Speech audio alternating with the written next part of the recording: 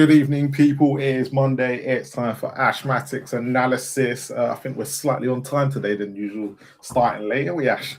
Here we go. So far, man, we don't know if certain signing's gonna happen, man. We've heard a here we go before, and it's not quite gone through, bro.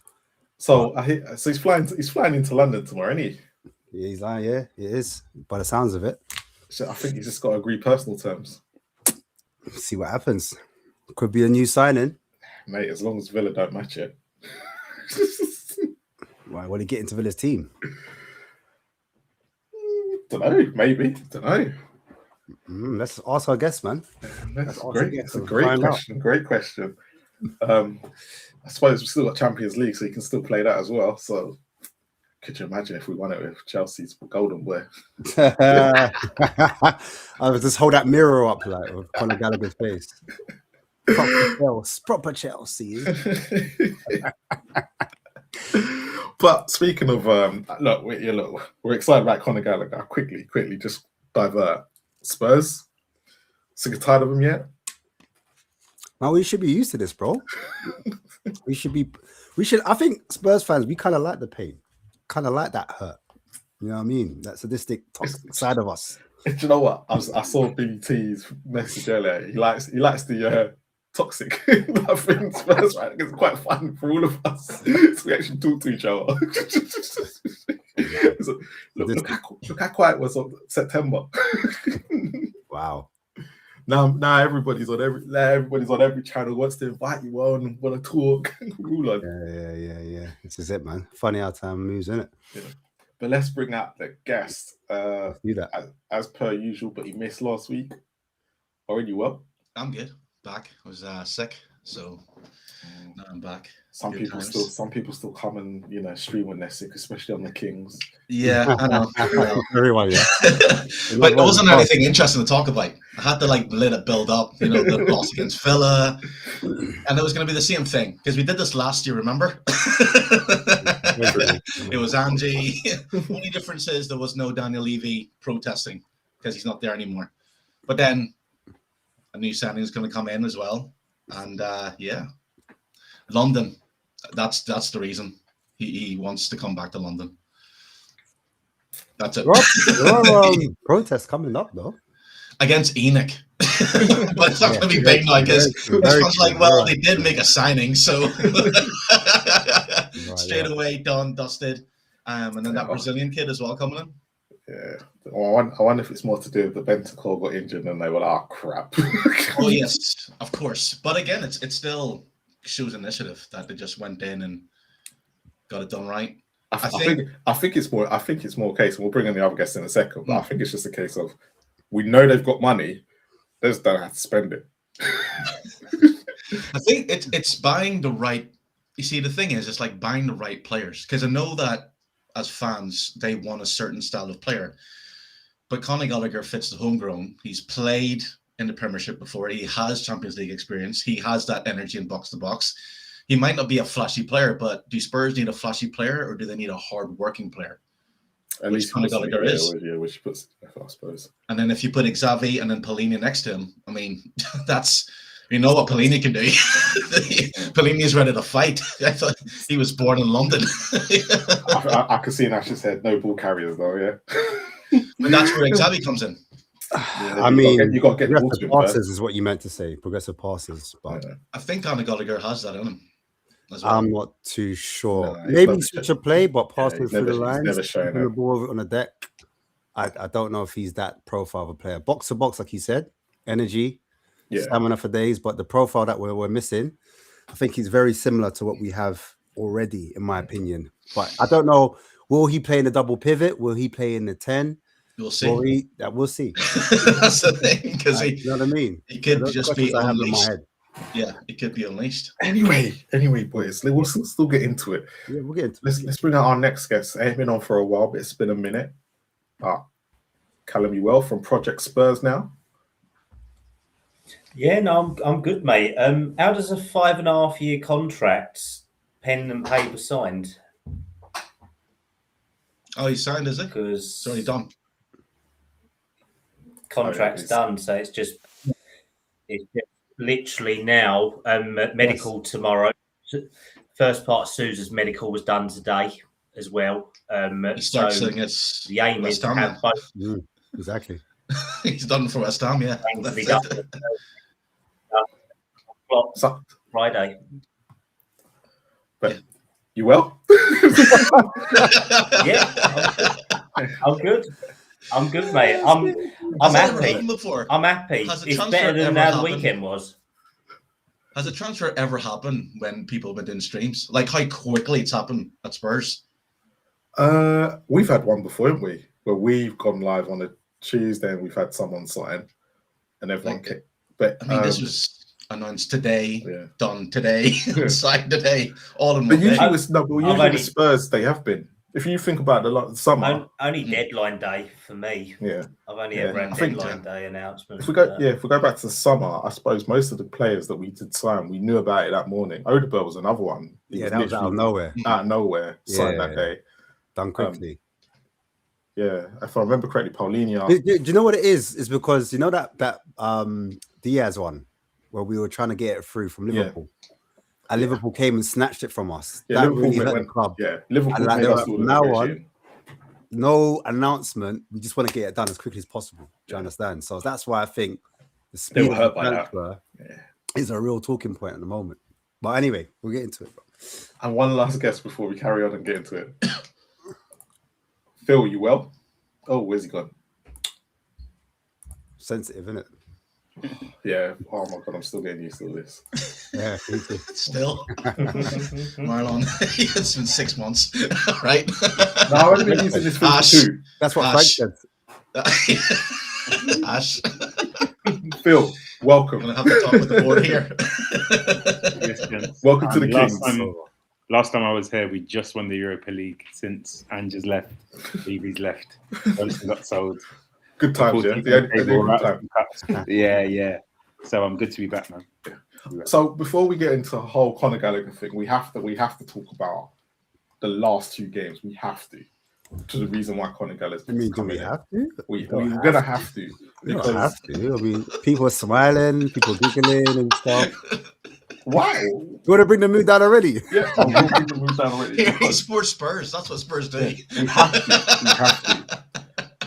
In the whole sense of things, I just want to get a feel of where everyone's going and they can talk about which. Ash, I'm going to start with you. Which game was you more disappointed with? Was you disappointed because obviously we had in both games people said we played well in patches, but as an overall, which game was you more disappointed in out of the 2? To be fair, I've got amnesia right now. I can't remember the last couple games. You know, Men in Black when the man just got that's my mind right now. No, I'm joking. Literally, I think the Bournemouth one because on paper they were out a win in 11 games, and we somehow managed to give them that first win. So for me, like I just thought, this is a game we've got to win. I know it's away from home, but literally away from home is where we're actually better, where we've got less pressure. People are saying, the Bert's nervous, you know, when he's at home, blah, blah, blah. So I'm thinking there's no excuse, really. Just go get the job done. And obviously, we scored first. That was the promising thing. Tell got his goal. And things were looking, things were looking up. And then after that, bro, we know what happened next. And it was like 2 goals we conceded were similar. I wouldn't say they're identical, but they're very similar in the way they went in and the way we conceded the goals. Very poor defending. And it goes back in my head, like when Frank was brought in, I thought he was there to improve the defense. Do you understand? I'm like, everyone talks about like Spurs on the ball, like how we are attacking, but the way we can see goals and the way we're so easy to play through, that Bournemouth game for me was a little bit more. And obviously Semenyo, he didn't even play well. Imagine, he didn't do nothing. And then at last minute, I said, bro, I could feel it coming, and it happened. I said, you can't make this up. That's the reason why they gave us this nickname. They beat us with the stick. So yeah, that for me was a bit more damning because Aston Villa, I expected it. I had no expectation Aston Villa, even though more is at stake. yeah, I thought the Bournemouth game for me was a bit worse. Callum, same question to you. Which game was you like more disappointed with? To be honest, I would say probably the Villa game. To be honest, Cup means more to me. To be honest, because I know we are nowhere near where we should be in the Premier League. So realistically, Villa FA Cup always had an affinity for me. So when we play so poorly and then try and react in a second half like we've done so many times this year, it's just frustrating and disappointing because it just seems like rinse and repeat all over again. We start crap and then we go again. So yeah, do you think probably FA Cup is worse on that second half, because you've just mentioned it, a lot of people have said they don't think that was on Frank. Where do you sit on it? I think that's a load of waffle, to be honest. They're paid to listen to the manager realistically, and I think he just told them, show me something. He's probably gone in there with his coaches and kicked something up in the air, to be honest, or one of his coaches had, because realistically, players can't just go and do what they want and all that. There was still tactical formations in there that they would have to implement. So realistically, I think that he's just gone, that's a pile of crap. You need to do something else or we're out of this. Maybe he said to them that his job, that he'd be sacked in the morning if they didn't do something. You never know. But realistically, I don't think this is on players to take it on themselves to sort of try and lead a game. Realistically, it's down to the manager to do. So I think it's definitely come from the management side of the game, if anything. Phil, I'm going to bring you in next before I bring an Oren. Out of the two, most disappointed with FA Cup or performance or the Bournemouth performance? I'm gonna go FA Cup because I just think it was always the most realistic route for me. For us this season, I think you're not Spurs if you didn't know that after seeing Bournemouth haven't won in 11 games playing Spurs next, that we were definitely going to chuck it away. As well as Semenyo scoring, it was so you couldn't have a more Spurs situation if you tried. So I knew we wouldn't win that game. The Villa game was interesting because though I did again expect that Villa would win, I thought this is actually a chance here for the guys to dig in deep. I know we're rubbish at home at the moment, but I thought with all that's going on, with all the pressure, that the players may have been able to sustain it. So it was really frustrating after first half to see that we're already 2-0 down. And we're not that comeback team at the moment that are able to sort of pull back the game and win.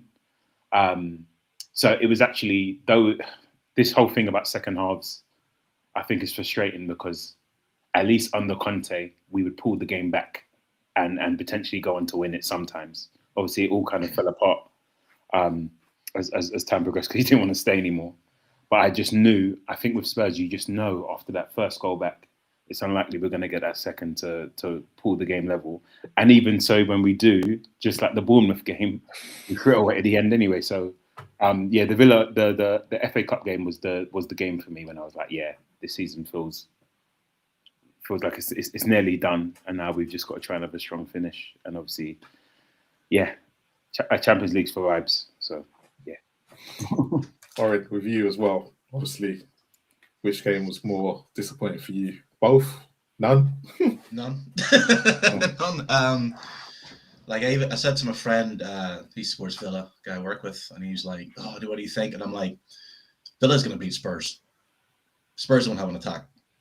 Simple as that." And against Bournemouth, it was the same thing. Like the players, and like what it showed against Bournemouth, and even against Villa at some point as well. And that's what the pundits are saying. It's like once those players cross the line, it's on them.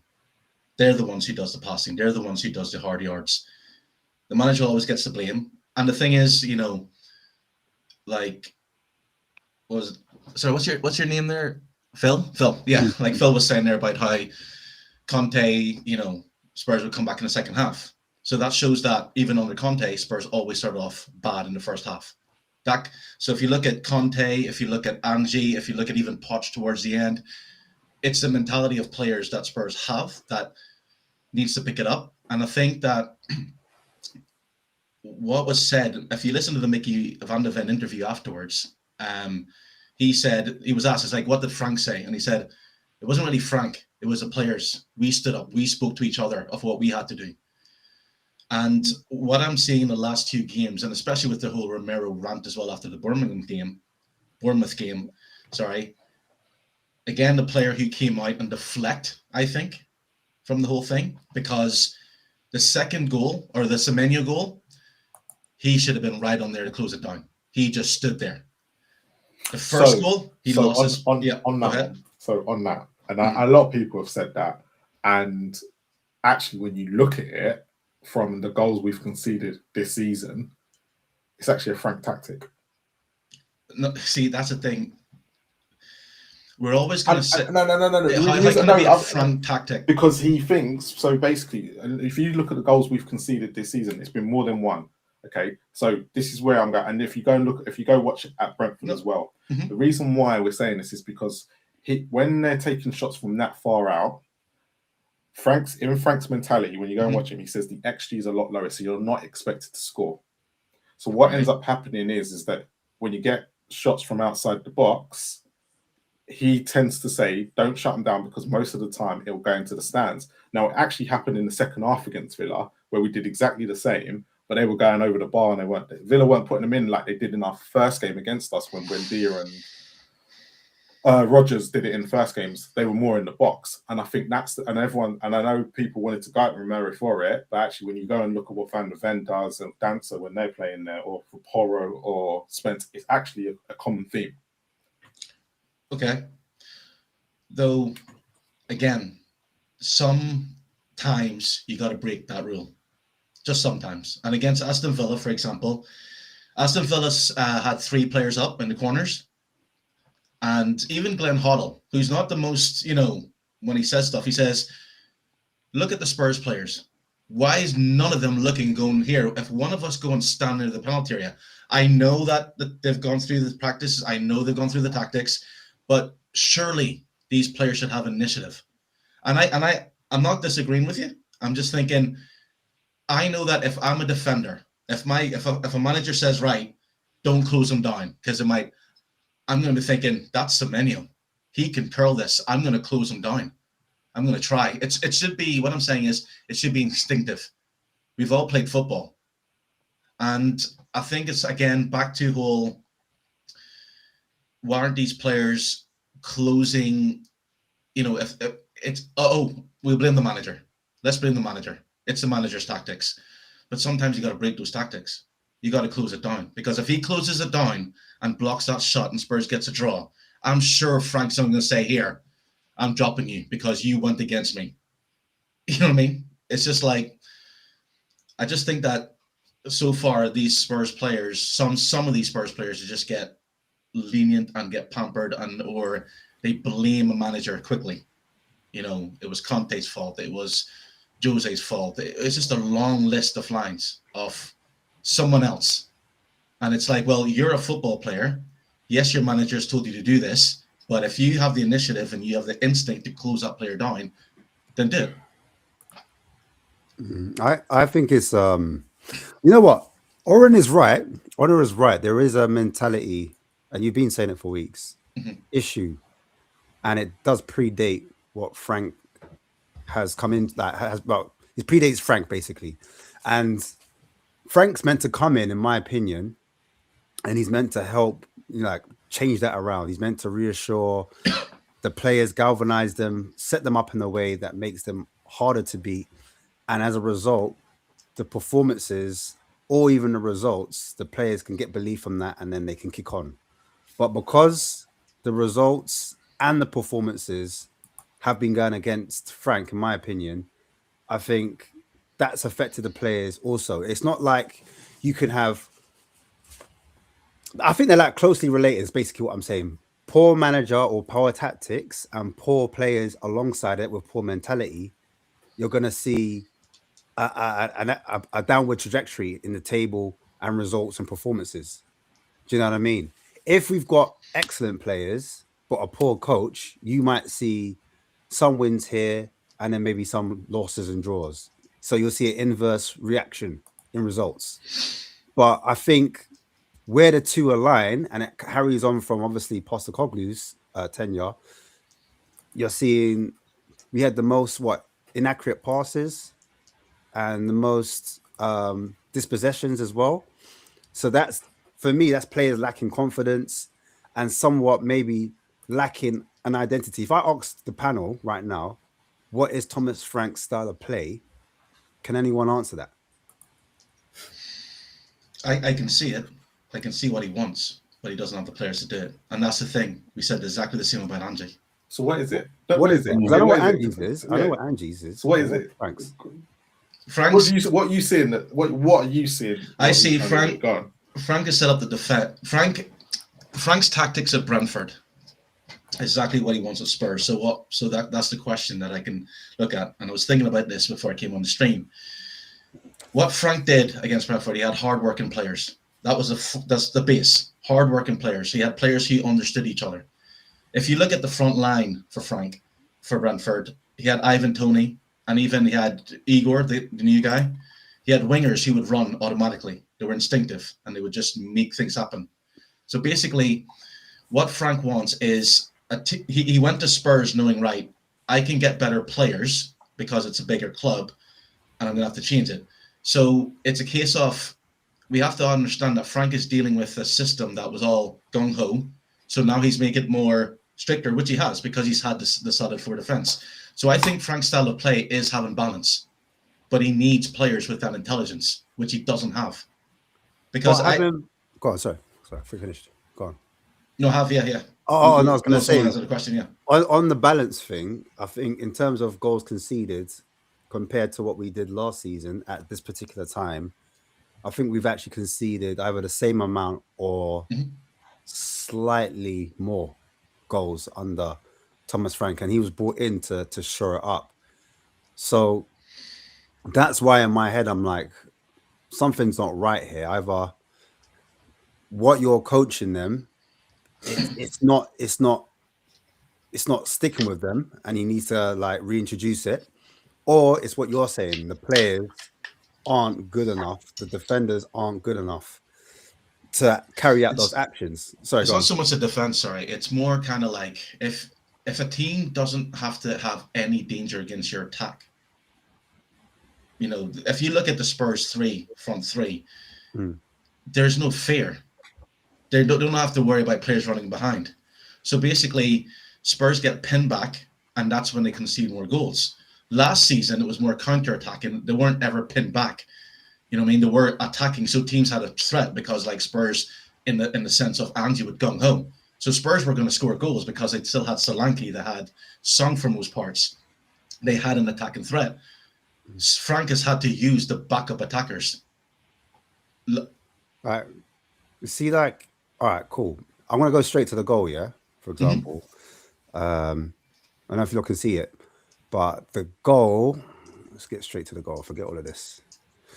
So, like, here, we're in a 4-4-2 shape, isn't it? And you've got Richarlison. Sorry, is it Richarlison? Yeah, Richarlison and Xavi, right? Archie Gray's in the midfield with Paulinho.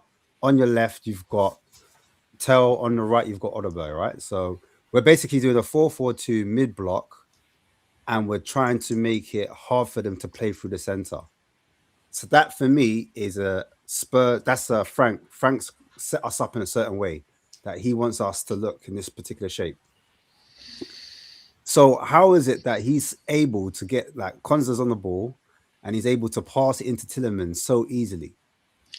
Very simple. Because the Villa players are passing the movement. Look at Odegaard. Odegaard's meant to be tracking that player. He doesn't. He just stands and watches him. So this isn't that meant to be coached then? Isn't like Thomas again though? It's like how can you coach it? Like, he's probably told, right, I want you to watch that player. But again, no, because if you're a player and you see a threat, you track that player. You don't just stand and watch. No, but I think the instruction was different. If it was man to man, the thing would be slightly different. I think they've done a 4-4-2 mid block where it's zonal, and I think what Emery's done, he's seen that. And he said, all right, cool. They've done a 4-4-2 mid-block. We know how to play through his press. Do you understand? I agree with you, though. Some of the players are at fault because what is Xavi doing or what is Richarlison doing? Because they're not pressing anyone at the moment. Right. So they're not putting any pressure on the centre-backs. but that passing lane is free. Yep. And then Archie Gray, he's worrying about a player that Odobert. You're right. Odobert should have should be on him. Should be on, even shouting to Archie Gray. Yeah, or even saying to Archie Gray, Archie behind. No communication. No communication. So I agree with that point. But at the same time, the setup is, for me, Frank's accountable for the setup as well. So I'm not disagreeing with you about the players. Mm-hmm. Archie Gray, he's too far away from, if he's meant to be pressing Tielemans, in my opinion, you guys can chime in on the panel as well if you disagree. I think Archie Gray should be closer to Tielemans because he's able to turn unopposed, like without any pressure. He's able to turn, and then on that turn, he's able to pass it through that middle. And as he's passed it through the middle, obviously, like you said, Odobert, he's not got his man. Buendia is able to run off Archie Gray. And in the middle right there, you've got McGinn. McGinn's meant to be picked up by either Tell or Paulinho, and he's there free. He's the free man. And they've just literally passed it through the centre unopposed. And I know maybe Tell or maybe Davies was thinking, he's a right-sided midfielder. He's going to stay right. But obviously, like you said, Oren's pass and move. So he's drifted into the central area unopposed. And that's how they're able to pick that pass right through the middle. So I'm like, boy, someone's got to do something. Mickey van der Ven, he's tried to step out, but he's missed it. He's way too late. Mm-hmm. So I'm like, is that an instruction by Thomas Frank? Does he want Mickey? No. But I know you're laughing. But I'm just he's react. Like, I get what you're saying. It's just a case of what I see there is just a group of players who there's no communication. There's none. And how did Villa score? And this is not just Villa. This is every team that scored against Spurs. Players just play 1-2s, pass and move. That's it. No player stopping. If you keep on running that, you can run all the way through, of course. Yeah, okay. There is absolutely they don't stop. Yeah. McGinn passes, he's on his way. Everyone's on his way. Spurs are now chasing. And once you're chasing that ball, more than likely it's going to be a goal or a keeper's going to save it or they miss a chance. Like Porro's on the wrong side. So this is for me, for players. I'll blame Porro on this one because Porro's on the wrong side of Marlon and he tries to come back in. And as he's gone inside, he's obviously left that right-hand channel open. And that right-hand channel is open for Buendia to run into. Do you know what I'm saying? And even on that right-hand side, you can see Morgan Rogers has got his hand up saying, yo, I'm free as well. So they could have split us open two ways. Do you know what I'm saying? Obviously, we know what happened next. The goal happened, boom. And if you go back, like 2 frames. Yeah, cool. So that's really interesting. Are we a bit back more? But there? No. Keep going forward. Right. So again, this is the communication. Look at Odobert. He's just jogging back. There's no will. And like if you run it back, if you look where the Villa man started to where he is. Oh, bring it back here. Not here. No, like even there, yeah. So he's from there. He's already made up ground. So again, you have, and that's what I'm saying. All it takes is like 2 individual players who are not switched on, who miss their mark, who then are chasing, and everything gets out of conjunction. And this has happened. The thing is, I would completely agree and say it's completely Frank's fault. But at some point, being a Spurs fan, especially in the last 6 or 7 years, it has to be a point where I stop and say, are Spurs buying players who doesn't have the football and IQ needed for the managers they've brought in? That's just a question. So that's down to bad recruitment over the past years. If you're saying it's past Frank, it's not even Frank's. Yeah, I just think that Frank's problem. So it doesn't matter what manager we bring in, we're still going to have these type of issues where we've got players with low IQs in. Obviously, we're going to talk about Conor Gallagher's IQ because obviously we've just bought him. But yeah, it's these type of things that we need to address, in my opinion. Last goal, anyway, I'll just go to it quickly. Tell again, he loses the ball, right? So this isn't Frank's fault, in my opinion, because like Tell's lost the ball here, and it's gone into. Who's even trying to play to? Like, yeah, I know he's trying to play the Xavi, but like if I compare Aston Villa, I think in terms of like possession, in terms of like passing to their players, they had less mistakes. I think they only had like 3 or 4 players that made an inaccurate pass. But with Spurs, it was over 10 of our players. And it's consistent. That were enabled to make a pass which find another player. Do you understand? But anyway, coming back into the shape of the team, it's just like you were saying, pass and move. Cash is able to get on the ball. He passes it into Rodgers, and then from here, it's not really dangerous. Rodgers gets the ball, he turns on it. He's able to find Marlon, who's doing a run. But as you can see, Cash is making the underlapping run. He's not standing there.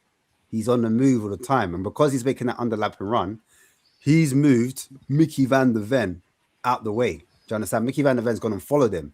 So as Mickey van der Ven's followed him, he's created that space in here. So then that's when Marlon slowed it down. And this is what I think we lack with some of our players. We don't have that kind of composure to slow it down in the final third at times. We're a bit rush, hurry. That ball goes into Buendia, and Buendia does a cheeky back heel. That back heel goes into Rodgers, and obviously that takes out about 4 or 5 players there because they all follow him. So the question is, right, if you look at both sides, is this tactics or is this players? Okay. This is what I was trying to ask. Anyone else can answer other than Orange? You know what Orange is? I mean, realistically, this one is where the players have stood too deep. For me, they haven't stepped up enough to get closer to the man. They're just watching the ball. They're not trying to block any of their runners. They're not trying to intercept at all. They are just ball watching for me. And I don't know whether this is tactically or, like you say, about football IQ. But as a centre back, at least, if you're going to be ball playing but also like holding position, you're meant to step in to intercept the ball, not just let it play across your front line. And that seems to be a recurring problem with Spurs, where we let their players just run around freely in their box without anyone trying to make a tackle. Now, is it because we don't want to give away a penalty? Well, I'd rather at least show some intent to try and stop them getting into these positions, because ultimately no one has faith in Flappy Hands in goal, to be honest, because realistically he has done nothing to warrant still being in goal over Kinski or Austin. But we need to at least protect him. And you can't let players like Rodgers and Buendia have time on the ball. You have to engage them. And we just had no intent of doing that at all. It's that part, it's that area there where Danso and Van der Ven are so deep. Davis tries to engage, but is nowhere near it. So he's already lost it. Gray and Paulinho are just too far behind the ball. And Porro is just confused constantly. So, I mean, realistically, it has to be Van der Ven or Danso who step into that block. And they are both too far deep behind the line compared to where they should be for me. Does anyone think like they should be throwing their bodies in the way there? Like, got to. You have to.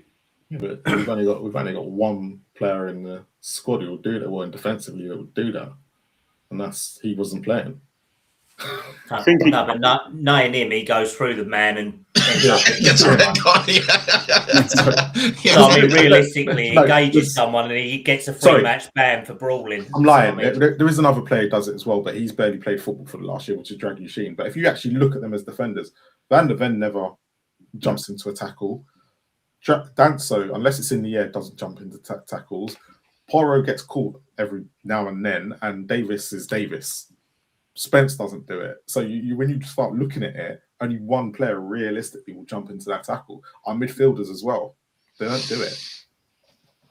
Mm-hmm. We just don't have them players. Anyone else disagree or different thoughts about this particular goal? Yeah, it was just well worked. Again, players. Villa, yeah. Yeah, players just knew how to work for each other and run for each other. It's not exactly. But that's confidence though, because absolutely right. Yes, when you took 2 players out of Villa's lineup against Arsenal where they had no runners, they literally got destroyed. Yeah, and because Emery didn't change up the tactics, and sometimes you have to look at it and go, did Villa when we look at it, the 2 goals they scored in the first game were 2 just world-class goals. You went fair play, did what you did. But when you look at these 2 goals on Saturday, I think both are avoidable, on which Ash has shown here. Both are preventable. But when we've got this young Archie Gray playing in midfield, who everyone seems to think is going to be this top player, doesn't have the defensive awareness. Mm-hmm. Okay, you have Danso, who everyone said should be replacing Romero, and he, for me, had a really poor game. on Saturday. He just couldn't cope with anything at him. Van der Ven's meant to be the next best thing, and he's kind of gone missing in the last few weeks. It's like he doesn't want to take no responsibility on it. It's like his head's elsewhere, if I'm looking at it. And then Ben Davis is Ben Davis. But if you look at it, it's just not everything defensively, the structure's just not working. And I don't know, and I'm starting to look at Frank going, what are you doing with these players? Like he's asked Archie Gray to jump in as the deep line playmaker here, deep line midfielder. So to create a back three. So it was like a 3-1-6 almost. Paulina's on the ball and he's switching it out to Porro. So Porro's gone on the outside, which makes, as you can see, circled there, Odeberg tuck in and Xavi tuck in. So we've got 2 extra midfielders in the midfield. But because the profiles we have, they're not able to get it to those 2 players like how Villa were to us. It's like complete opposite, if that makes sense. And I'm like, is the manager misprofiling certain players in certain positions and asking them to do things that they're not able to do? So that's the reason why I'm asking, can he get the best out of some of these players? Well, the thing is, I was gonna say, Phil, do you want to jump in? No, go ahead. No, you're right, Phil. Go ahead. Yeah, no, it was just. I think I agree with everything that's being said. Really, I think the problem is, especially defensively, we have too many players that just switch off, and that is just something we've had for years, to be honest, manager to manager. But I think as a coach, if you're seeing this week in, week out, with all of the coach stuff that we have, with all of the data analytics, with all of those things, there just has to be a way to maybe call this breed of players we've always had a debate as to whether they're good enough and all that stuff, but it's just for us to get a better tune out of what we have for now until we begin to upgrade the squad. So where I get really frustrated is a move like this, where we then send it to Porro and rely on him to whip a ball in, which we handled terribly in the air, and it sort of falls flat, or he sort of hits it into Rosa. And this is not like to completely blame Porro. But the thing I see every week, which is frustrating, is a struggle to put 3 passes together, clean passes. Someone hoofs it up the pitch. Vicario hoofs it up and it becomes a throw-in. Or we rely on Porro to whip it in, or Jed Spence whilst using his left foot. So he's right-footed. It's just all a bit of a mess. And I think, a big thing has sort of been like patterns of play. Like, what are our patterns of play? I think our patterns of play, when we do have it, are way too predictable. There's not enough creation, not enough imagination. And then the unfortunate thing is then you'll get Romero, who's going to try and do a quarterback pass from time to time, which I respect in terms of like having instinct. But then you get games like the Liverpool game where actually he's trying to, I don't even know if he tried to do a quarterback pass. He might have just been a pass out from the back. But I just think structurally there's a lot of issues in terms of from our defence to our attacking lineup. And I completely do get with players missing, the challenges that we're facing. I think the problem is going into games week to week and just not expecting to get a result, to be honest. So it's absolutely dire straits at the moment. And I think, I have to look to the manager first. After board, I go board, manager and players, because we can't, these players are players that are relatively new. And actually are not really going anywhere unless we decide, a bit like Brendan Johnson, to sell them. The ones that are going in the summer are looking to be, I'm hearing might be Bentancur, Basuma, who have been there for a couple of years. But as for your Greys, your Bergvals, they're all pretty much just landed, really. So I think it's going to be really. We've got some tough decisions to make. I think we either need to rip up the contract if it is a player thing, or it's a manager thing. So the big question is then, does Conor Gallagher fit the profile that we need right now? Yes, he does. He's got merit. He's got merit to it. Because floor's yours, peeps. Yeah, he does. Do you want to take this one? Yeah. I'll answer it since no one wants to answer it. Yeah, he does, because all Spurs fans want in the middle is someone who's just going to work hard and do the simple things. and that's it. And like, it does mean, I understand that this means that Archie Gray is not going to be playing. He's going to probably be backup. And that's great, because if Conor Gallagher had signed, I wouldn't be saying play Archie Gray and Joe Polina. I would be saying play Conor Gallagher and Joe Polina. You know what I mean? So Archie Gray now can sit back, can learn even more. He will get games probably, but it's a good signing for Spurs. He's 25 years old. He's homegrown. He's going to come and play. He wants to play for the World Cup. So, it's a signing that if Spurs went for him and then he signed for Aston Villa, we'd be going, oh, it's happened again. So it's like, yeah, let's just get behind this signing and see what he can do. And he has a choice. He comes to Spurs and he can shine. Because all he needs to do. No, here's the question. Yes, he does. He does fit Spurs. No. The question was, I think everyone wants him. The question was, does he fit the profile? Well, yes, he does. Yes, depending on what you're looking for. He fits the profile for our next manager coming in. That's where we're at. Yeah. That's where we're at. But the one thing I want to add, evening, gentlemen. Like, I know I'm tardy. I'm late. Welcome. I'm Johan Lang in the transfer window. As I'm saying, yeah. But I have a lot to unpack. But I'll start with Conor. Like, the interesting thing was I was having a debate with people about Højbjerg the other day. Yeah. And I was trying, because I'm a Højbjerg fan, for my sin, not for my sins, lovely player, and he'd probably be our best midfielder right now. And that's the point that people, that's not good. I'm not, but taking into account Sissoko could probably be our best midfielder right now, because he gets forward and he runs, and he only scores when he wants to. But the logic I had was when we sold Højbjerg and Lo Celso, we brought in Bergvall and Gray. Yeah. And from an experience point of view, I'm like, that's the first time I looked at Johan Lang and I said, this guy likes jumping out of planes without a parachute.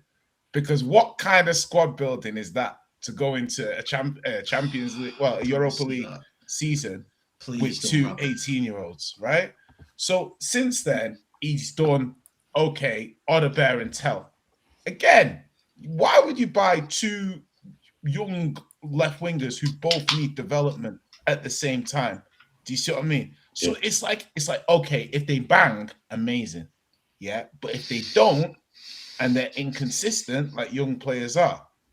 So we get to Conor Gallagher now. And it's the squad building thing again with Lang. Do I like Conor Gallagher? Yes. He's probably the first over 18 midfielder we bought in years, because Paulinho is alone. Yeah, so he's the first over 18-year-old midfielder that we've bought in years. Bentancur. Since literally Bazuma. Right? Bentancur, Bazuma, since Bazuma. He's the first midfielder, right? Same year. So from a squad, great, lovely to have Conor Gallagher. Issue is now another box-to-box midfielder. Player where you could argue some of his best moments have played as a 10, as a crasher. Yeah, thank you. Simmons. Yeah, thank you. Like right and it's like the same thing like Muani Tell. He profiles almost like an older Bergvall. So again, what happens to Bergvall? Or Black Star. Do you know what I mean? So it's like White Star. So it's like, do you know what I mean? Like how he gets Tell Muani, he gets Bergvall, Gallagher. So I'm like, I would love a little passer in midfield, yada yada. The quality now. This is where we start asking about the quality level. You look at Kudans, Gallagher, arguably Moani, Tell. You're trying to buy quality, but how does this quality fit together? Yeah, you're buying good players. These are good, objectively good players that will have good careers and play for good teams. That doesn't mean they're going to work together. So my concern is these players look good, but the ball doesn't magically go from our defense to our attack in a logical way that's convenient for our players. It actually has to happen on the pitch. And that's my issue with the signing, not even the player. It's like we have Sarr, we have Bergvall, we have Gallagher. Yeah, I'd argue they all play best as box-to-box players. We still lack a midfield deep passer. So it's not that it's a bad signing, and it's not that he's a good signing. For example, to me, if you want to get a deep lying passer into this team now, Bentancur, Bizuma, and Sarr probably need to go. Yeah? If you want to buy a deep lying midfielder for next season, Sarr literally has to go because there's not enough space now. And that's even before you have to resist the temptation to buy Paulinho. Because at 25 million, it's insane buy him. Yeah, like it would take a better man than me to probably not buy him because you're still going to argue, it's fine, it's not too this much. Reactionary. Yeah. The way transfers, what we bid for Paqueta. Why? What are we doing? Like, do you know what I mean? It's just, and that's my thing. It's at least so with difficult to be excited. At least with a Paqueta, he can take it from phase 1 to phase 2. And Frank always talks about the phases. So what's phase 1 and phase 2? Taking it from essentially the centre-back or the goalkeeper, who sometimes plays as a third centre-back. Do we have a midfielder that can take it and be pressed and then progress it through the thirds? Can he progress it from the defensive third into the middle third? Because what I saw against Villa was Xavi dropping in a lot because the ball wasn't getting to him higher up the pitch. Similar to what happened with Maddison. Maddison wasn't getting the ball. That's why he had to play as an auxiliary left back at certain times to progress the ball forward. The profile. The only thing I'm going to say is if Maddison's better at dropping deep and doing. If Maddison was in our team now and it was like Maddison, Gallagher, and Paulinho, I'd be like, that's a complementary midfield. That midfield would work with each other. Do you see what I mean? But when you've got a 10 like Simmons and you've got a player like, okay, so Gallagher's playing the pivot. Do you see what I mean? Yeah. No matter what, you've got an issue of optimizing the player. Whereas Gallagher essentially has to play the pivot. Otherwise, Simmons is playing left wing. Yeah. Do you see what I mean? Because then the alternative, Gallagher plays the 10, Simmons plays off the left, and they try and get another midfielder or something. Maybe. But you see, that's the thing. The reason why he's playing Gray and the reason why he plays Burns was because he has energy in the middle. So that's what Gallagher brings. He brings that energy. He will get past. Simmons needs runners. That's what made Spurs better in the second half because, yes, Simmons dropped deep, but he didn't only drop deep. He almost had runners because Simmons, it's almost Simmons realized, right, I'm playing with players who, if I'm ahead of them, they can't catch me because I'm too good or I'm too fast and they can't think like me. So I'm going to drop back and give them time to make runs. And it took a while, but Callum Momani actually had an okay game. I wouldn't say he had a brilliant game, but he dropped back and pressed. And I think you have to forget as well with the whole situation is that you have a certain Solanke. And even when Solanke played for that, 10 minutes, there was a small difference. You saw the difference that Spurs finally had a striker who can hold the ball. He might not be able to do it amazingly well, but he can still try and do something and be strong as well. So I think looking at Xavi, he needs runners. And now Conor Gallagher is an experienced runner. He can get forward. Gray, yes. And yes, I did say play Gray, but that's because there's no other options. But when Conor Gallagher sees Simmons, he will get forward. He'll be able to play 1-2s. So that's, again, it's about the energy in the middle. That's what Spurs have been lacking, that engine room, that energy. So I just think that, because you're talking about energy, right? A lot. Athletes, up and down, covering a lot of ground. I just think there's at times when we're playing out from the back because we don't always shoot it long. Sometimes we do go long and we lose the ball back as quick as we went, as quick as it went forward. So there's times when we play it short. That's the instance I'm talking about. When we play it short, can you play a ball short into Conor Gallagher and rely on him to look after it and then play it forward? I think that's where the issues are because he's very similar to some of the players that we have already that are, again, energy. Archie Gray's energy, I feel like. Bergval's energy. Careless and reckless at times, but he is still energy. Then you've got Sarr, another energy guy. He's a lot of energy for me. So then you've got Conor Gallagher. engine, energy. So do you see what I'm trying to say? But when you give it to them, when you trust them, go on, Marlon. Sorry. So on that, do you not think though? Because you've mentioned all them players, and I completely agree with you. Yeah. The only difference between that Conor Gallagher has over them three is that he can actually pass the ball. I know, not progressively, but he can actually. No, he can pass the ball, but I mean, press resistant in that kind of defensive area, because when we're trying to build out the back, when we're high up the pitch, I've got no problem with Conor Gallagher. Yeah, because that's where he'll press. Yeah. I think in the middle of the park, I think in attacking thirds as well, when we're closer to their box, Conor Gallagher comes alive, in my opinion, and he'll win that ball back. I agree with what Oren was saying in terms of pressing, win that ball back high up, turning that ball over. Conor Gallagher will give you that. Even his progressive passes, like switches over, switching the play. Or it doesn't help. Balls. Doesn't help the through balls, though, does it? No, he doesn't. He's not a passer that's gonna get the ball. That's okay, because Spurs don't have any players that running behind. So, To be fair, Mwani wants to. I just don't think we've got the players. But apparently, I don't know. Obviously, I like to do that old conspiracy and the rumor mill. We are still looking for a progressive passer. So I don't know if that's true, but if we are, then it'll be interesting to see, huh? What about left wing? Unless they're going to drop Tell in there. But the thing is, on that, just on what Ash was saying, if you look at who Frank technically wanted his midfield three to be this season, you can kind of see where this is all going to fit into place, because it was the three midfielders were meant to be Paulinho, Morgan Gibbs-White, and Maddison. Yeah. Now, I'm pretty sure if he had those three as his midfield, we'd be doing a lot better than we are. Yeah, I agree. I agree. But we just have. I think we are still looking for that profile, as Ash said. We're still looking for that Morgan Gibbs-White profile, someone that can play the number 10 and number 8. Yeah, number 8. Where I think the closest we're going to get to it right now is Conor Gallagher. Because he was a signing that Angie wanted as well, wasn't it? Angie wanted it badly, Because I remember Ash telling us every week. All right, has everyone heard that rumor that some people put in the chat? But has everyone heard that rumor that Frank didn't want Conor Gallagher? Does anyone believe that rumor as well? Callum's the man for that. It's not true. Frank wanted Gallagher, and I thought so. He looks like he has final sign off on all of this. So realistically, all of these players have to go through Frank's hands. Simple as that. Lang and Fabio find them.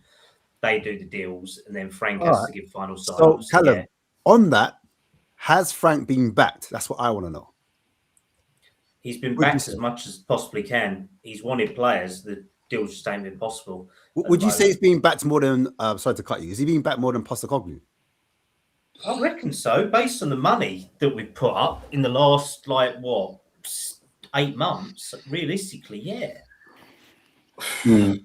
So the only thing I'd say to that, the only reason I say he's not been fully backed is because they did allow Son to go in the summer, and they've only just recently signed Conor Gallagher, Morgan White, Eze, and all that type of player. And it's only because James Maddison got injured why Xavi even came through the door.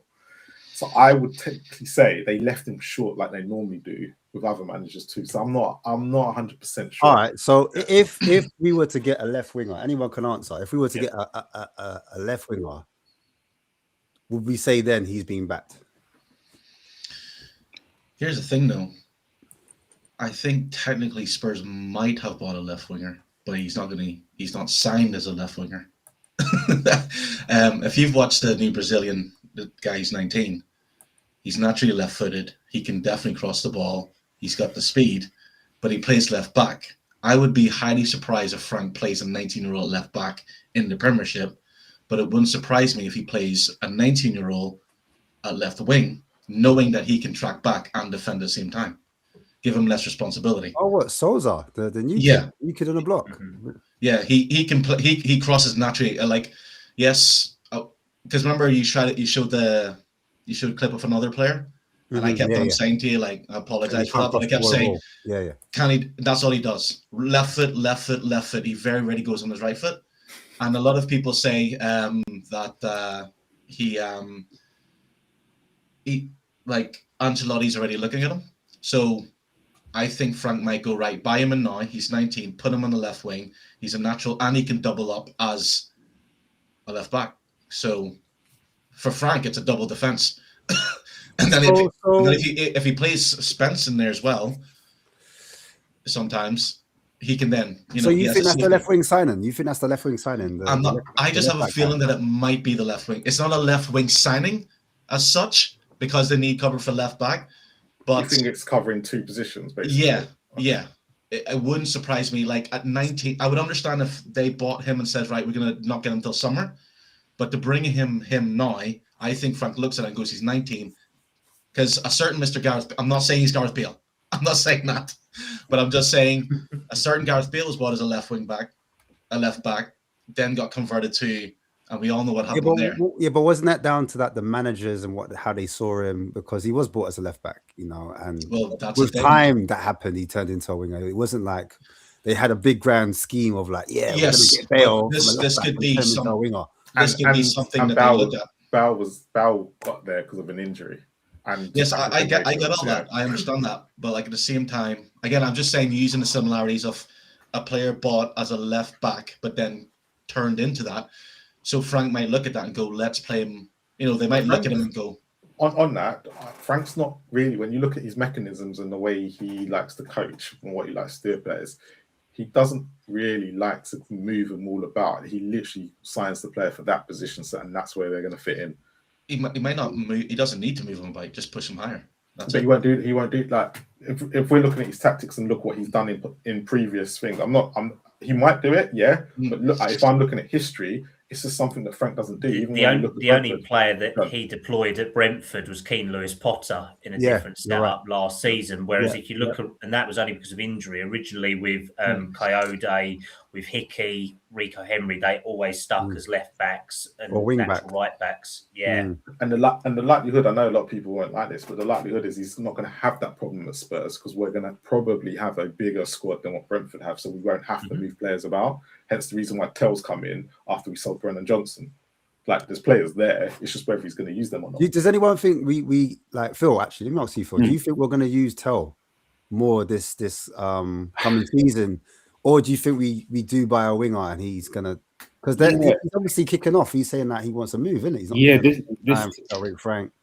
This Tell stuff is really confusing to me, actually, because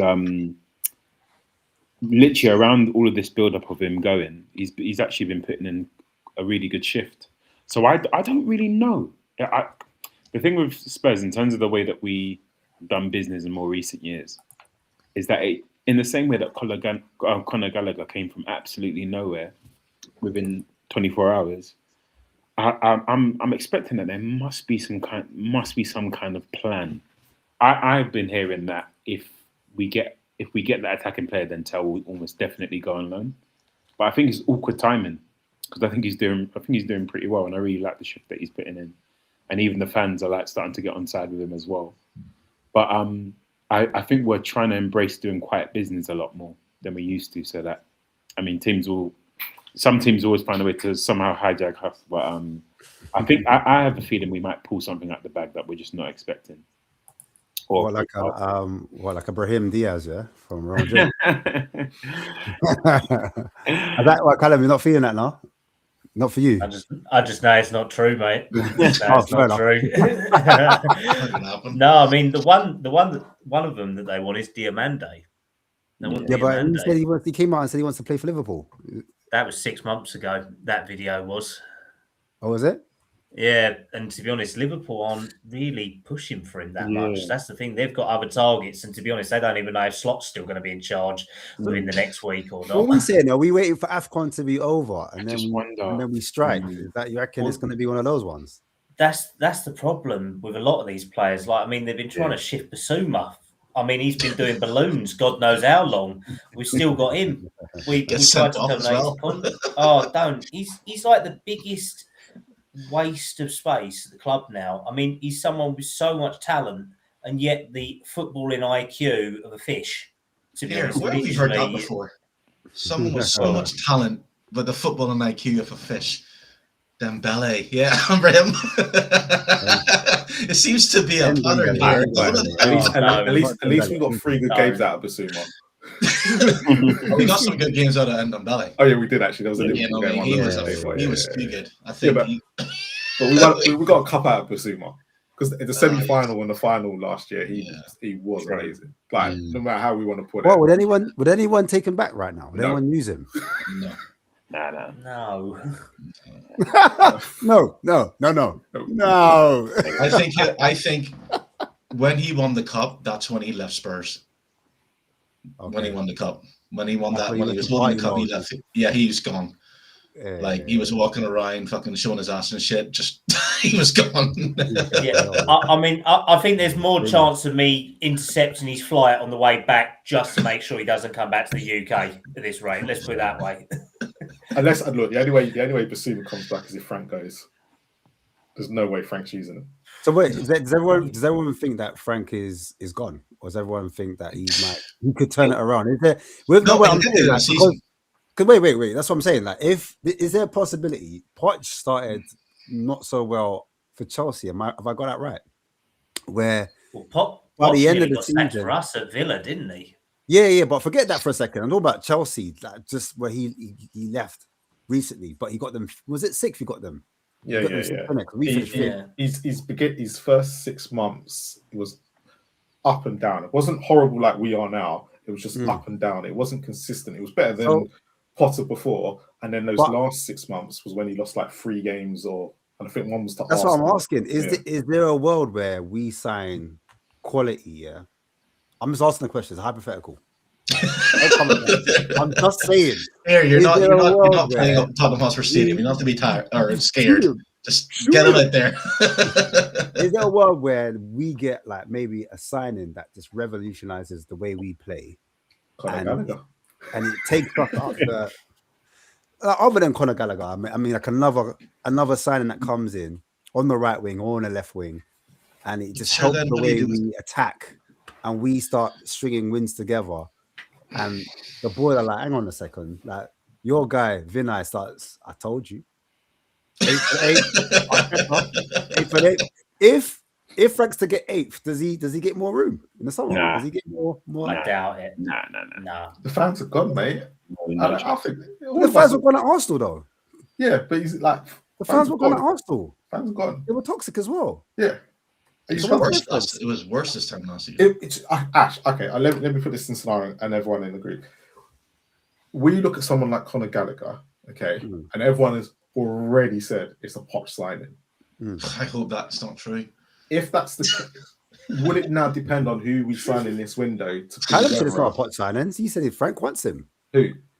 Callum said it's not a Poch signing. Yeah, but you get what I mean. I mean, why go back? They're thinking about the next manager already.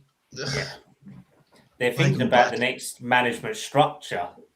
That's where it is. It's not just the management, it's the next management structure. It's like, who's going to replace Fabio now? Will Langer stay in position? Who's going to be leading the scouting? Who's doing the coaching stuff? That's the thing. Well, that's the thing. It's who's going to. It's just going to who's to replace him and all that. So obviously he'll go at the end of Feb. End of Jan, Fiorentina. Yeah. So it's then down to who comes in. So there's been talk of Mitchell, Lars Ricken, Kovac, different people like that out there. So there's all of these top directors of football. It's just trying to work out who's going to do that, because that will obviously set the sort of policy line of where we stand in terms of management at the transfer side as well. So all right, Langer's gone. It's aligned with Pochettino. Langer's gone, Frank's gone, but Vinay's still there, yeah? Is that what we're saying? Yeah, or is Vinay under threat as well? We get it now. Vinay ain't going nowhere. Yeah. I don't think, he's CEO. He's literally the one leading. You bring Keane back, and then you look to see if Ericsson can come back. You go all the way back. Calvert-Lewin out of retirement. I just find it wild that we're going to have this manager just chilling for 6 months. Yeah. See, that's all why these signings. That's not going to be. That's just wrong. Like in every aspect. What do they expect then?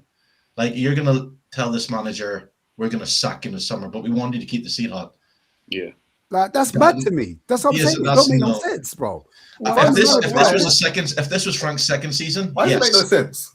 No, in all seriousness, because Premier League managers, especially bigger clubs now, that's most of the case.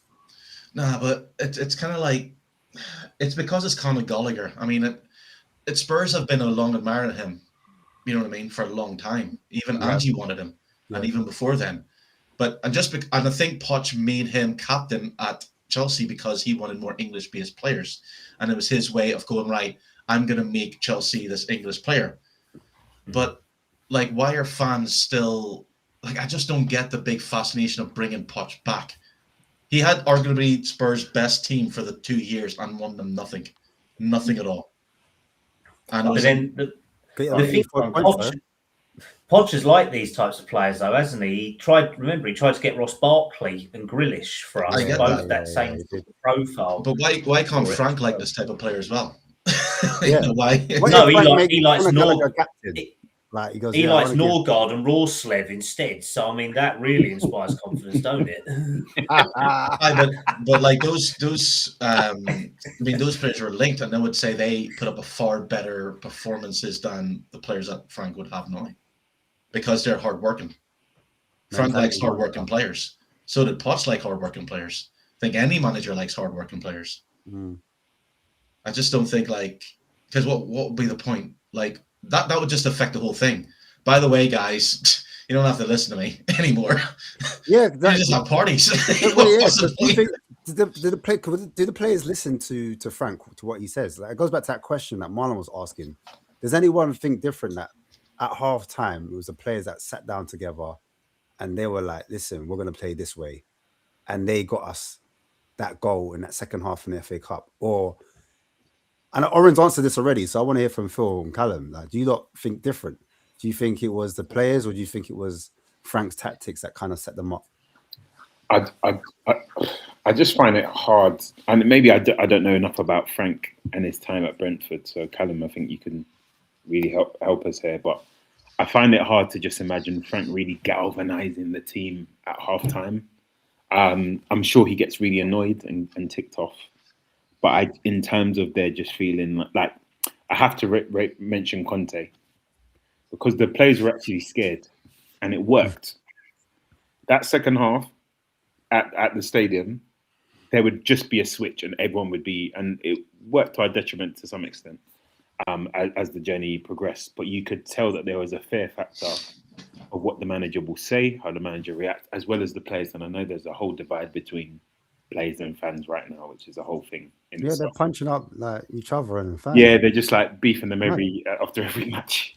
But I just find it hard. I find it. I think it's a question about the quality in the squad. Can anybody in the world get a better tune out of the players that we have on the pitch? And I think that is, for me, that's always the ultimate question. So what if Xavi Alonso come in now? You think he's coming through? No, I'm just asking the question. I was asking the question. I'm saying wrong. Don't go there. Come on. I'll say this. I'll say this because I have to shoot on here.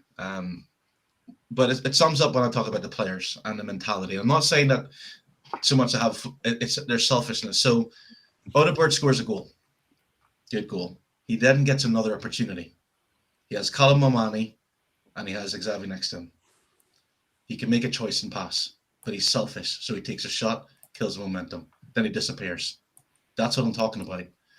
And even Mickey van de Ven said it perfectly. He says, sometimes we play good, sometimes we play bad, but we're inconsistent in the game. It's not only about being the first half.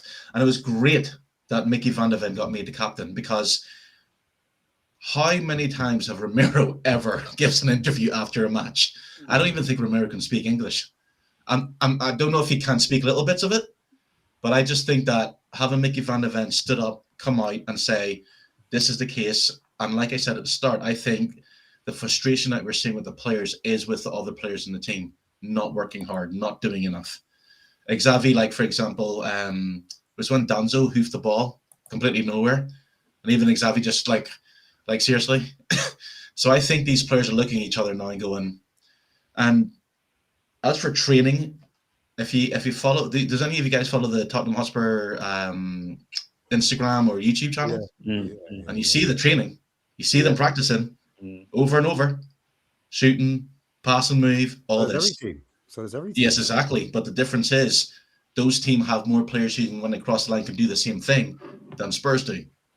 Because when you see Odegaard shooting and scoring and passing, he's like Messi. But when he gets in that pitch, he comes one-dimensional. Not just him. Same with Bentancur, same with other players. But yeah, onwards and upwards. Conor Gallagher is a signing of the season, I guarantee you. With that, is he going to be all right? Yeah, is he going to be? He's going to be the season. He's going to be the signing of the season. What does this mean for Bergval's minutes, though? That's what I want to know. He's injured. He doesn't. He's all right. But do you think Bergval's not going to get a look in? Is he going to be unhappy? Does it disgruntle him and his? Does it? No, well, he's young. He's young, so he's like using sparingly. You need to take those young kids out of the firing line as much as possible. And so, what is people's like actual? Where do you see him in the team? Do you see him? Because we did mention it, but like, what's the midfield looking like now? Against West Ham, for example, we got West Ham next. Who's our starting midfield? I would say Polina, Xavi, and Conor Gallagher. Can he even go out of that because everyone's injured and the only midfielder he's got after that is Gray? I believe. That's what I'm saying. Yeah, because that's what he was complaining about at the weekend, that he had to be careful with the subs because he only had 2 midfielders to choose from. Here we go. Does anyone think? Bye. Yeah. Does anyone think that Conor Gallagher plays instead of Xavi? No. I'd probably say Gray, Gallagher, Simmons. The only reason why I say that is because Bergval used to play in the 10. He used to use Bergval in the 10 a lot. Yeah, but he got confused and ended up on the left and right wing. So I don't know what that was about, to be honest. I mean, unless the problem that I have with Bergval, he wanders a lot. He's a bit of a wanderer. He seems to get lost a little bit. But isn't that the role as like the 10? You can float, you can be creative. Yeah, but at Chelsea, he was playing as a touchline winger.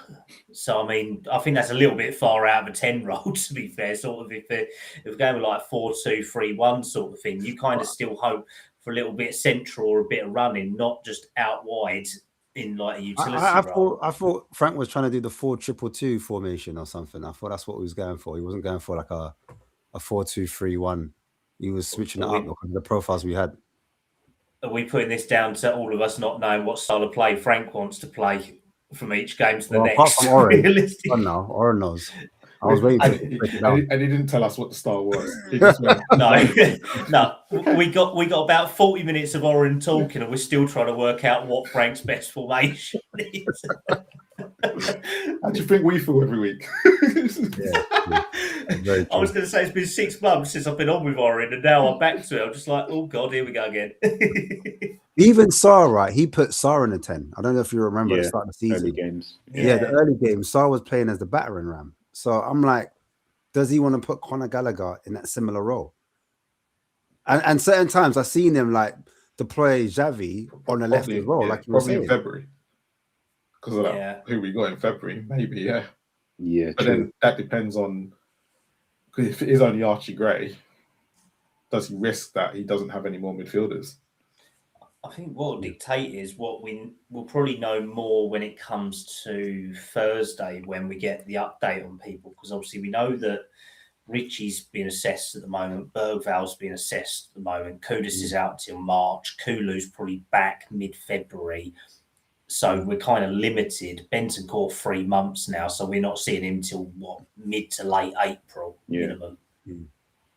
Callum, none of our players are coming back for February. They've seen that running and be like, nah, I don't want that February runner. That's why they're all out till March. They're like, nah, forget that. Oh, to be fair, what do you reckon they've probably injected Kulusevski with? Probably dosed him on like horse steroids or something like that. I think we're going to see James Madison before we see Kulu at this rate. Do you reckon? He's such a weird training one. video. He's doing press ups and that. He was doing like 50 Cent. Did you not see that? Doing that 6 months ago. Yeah, it's true. The problem is that his injury is one that's been put down to like not a common sports injury. It's like a really freak one where it's affected not only his leg but his lower back as well. So it's like had double impact. So they've been giving him He's had surgery. He's also had injections into it to try and balance it all out. So I don't know. It's weird.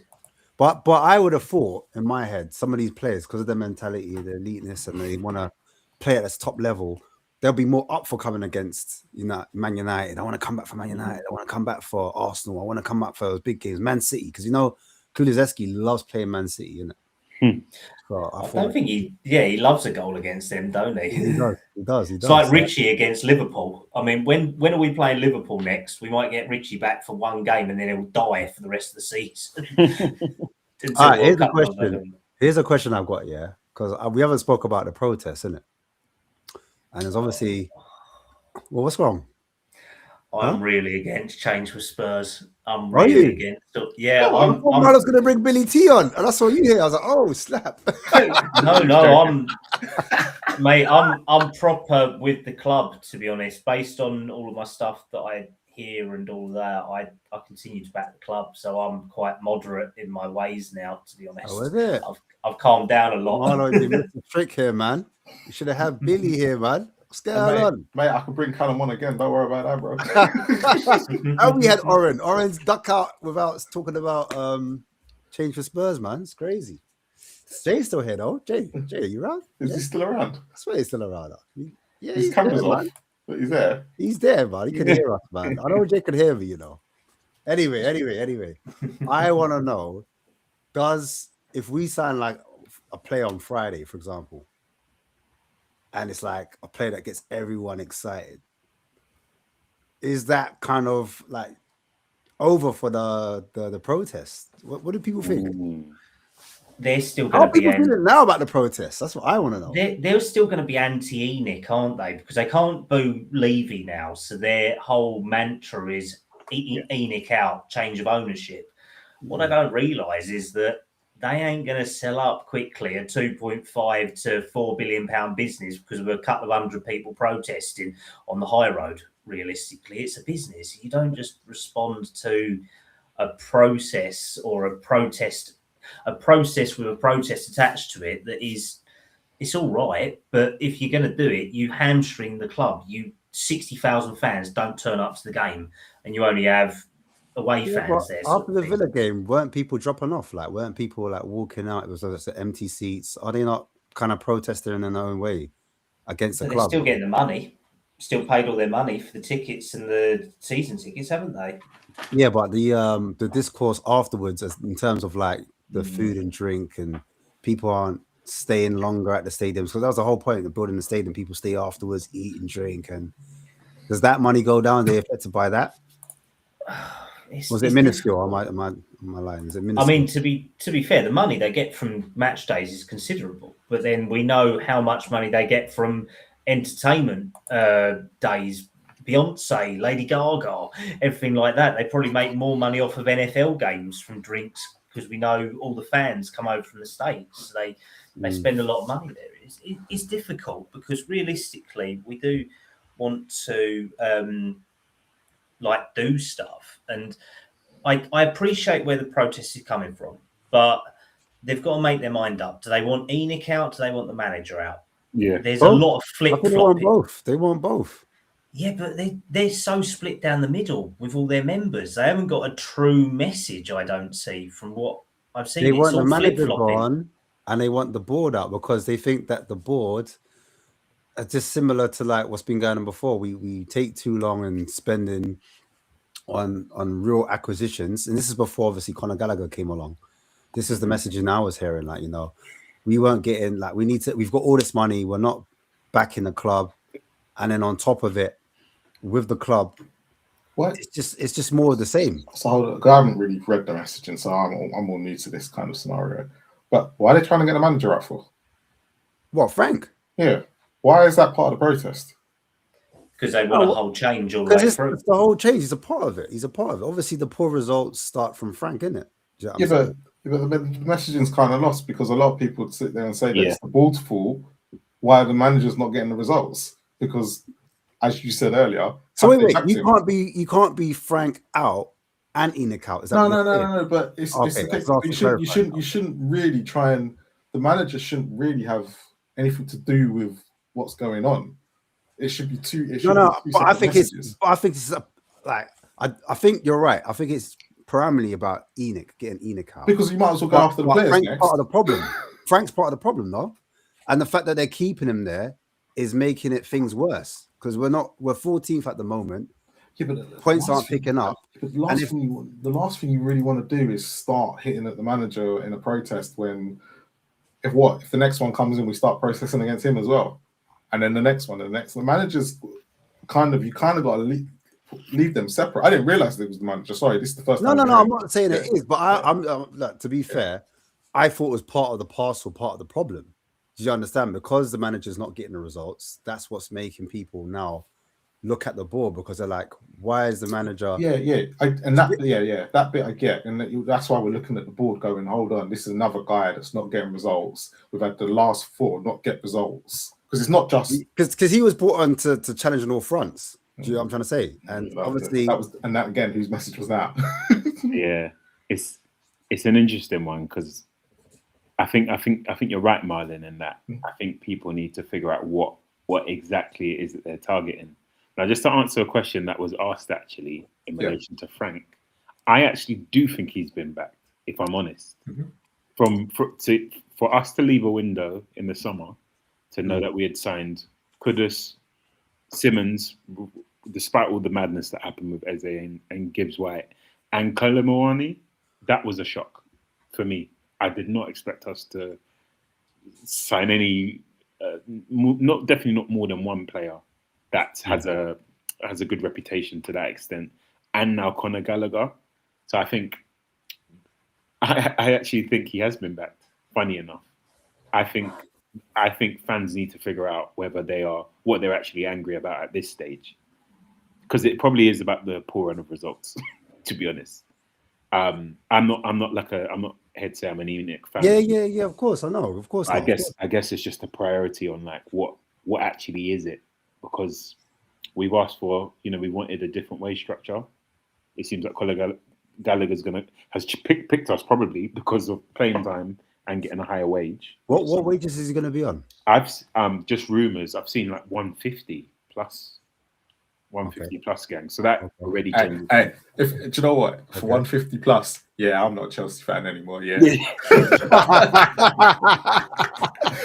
Mate, for 150 plus, I'm not a Spurs podcaster anymore. I'm on a beach somewhere. Yeah, but like coming back to it, like you see, like against Aston Villa, we got knocked out of the FA Cup. So when like for a lot of fans, like you lot all said, I said Bournemouth, that pissed me off, innit? That was the one that was bad for me. Bournemouth.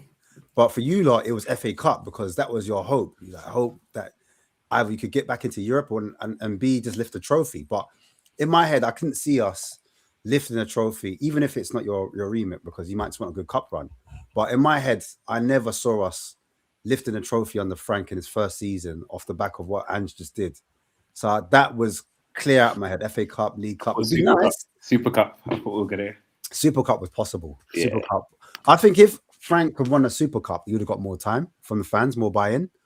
But because he never got that Super Cup win, I just thought from there he looks like he's not a proven winner, and I think that's where the narrative started to move from there. He's a Brentford manager. He's bringing that Brentford mentality to Spurs. The fact he was 2-0 up as well doesn't help. Yeah, that doesn't help because the tactics have been played into question ever since then. And the players he brought on, substitutes, even against the FA Cup win, where we were disputing whether it's the players or the manager. People were saying 80 minutes in or 75 minutes in, he made substitutions, and that affected us. Yeah, it killed the game. You know what I mean? So then that's what I was trying to clarify, because I think the two are interlinked, because fans are unhappy that if this was Levy, he would have got rid of Frank already. Do you understand? What's Enoch doing? So I'm like, are they against Enoch and Vinay and Frank, like, and Langer? Is it all wrapped up in, because they're the ones hiring these people, isn't it?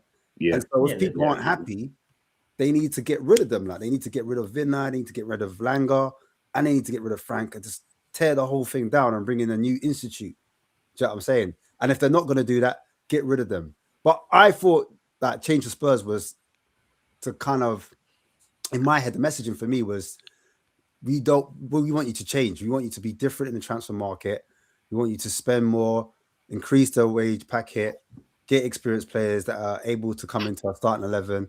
But really, Billy T should be here, bro. Really, Billy T, because obviously it's going to be on Saturday. People want to go. All I was trying to ask and find out was, do you not think this particular signing or another signing before Saturday, would that change things? And do you not think it was because of the protests that they heard like, oh, it might be a big turnout, that these signings have happened, or not really?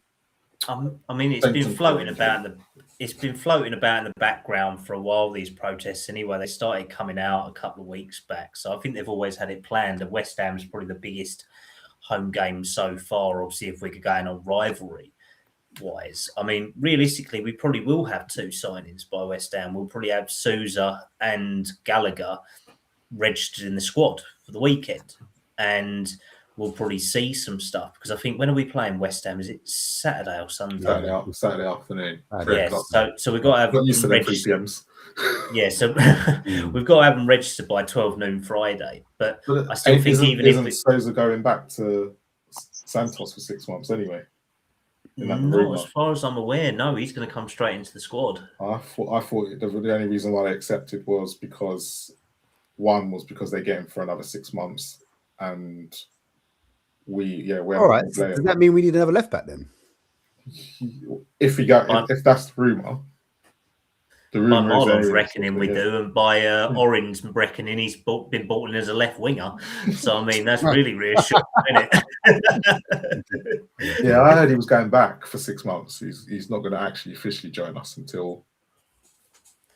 Seems like a weird one for me, because they're just about to get relegated, to be honest, or they've only just scraped it. So I'd rather him stick around the squad if we're going to have it, because I mean, Udogie's only just back, and then I don't like Spence at left back. I think that's an experiment that has run its course too long. So realistically, we need to get Porro out, give Spence a chance on the right.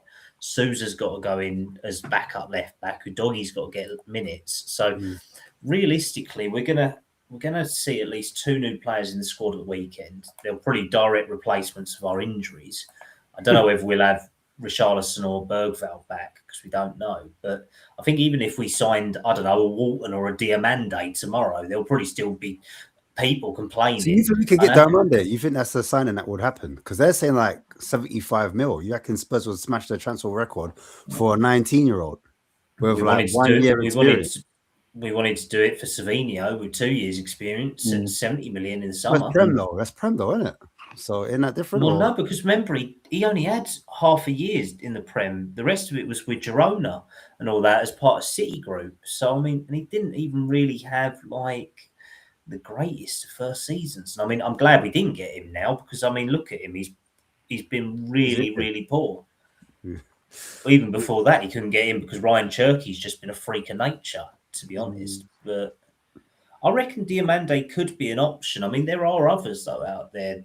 So you say Diamande, and who else? Who was the other player you said as well that could play? Is it left wing, yeah, or is it a right winger you were talking about? No, Diamande is one for definite, but there's others out there. They've looked at. There's Cholis that plays for Bruges, and is it El Mania? Is that how you pronounce his name? Him. Yeah, there's Al-Kalouche as well. Who's sort of been touted around by a couple of sources. I don't know how true, but he's a good player, but he's more of a 10. Well, they spent 40 million on a championship young. I still like Gray. I still like him. I think there's a player there. And the ball or off the ball? Which one? I think on the ball, to be honest. What do you think is exceptional at? What would you say is his standouts? I just think he's got a good engine on him, to be honest. I think there's raw talent there for him to be a ball carrying midfielder.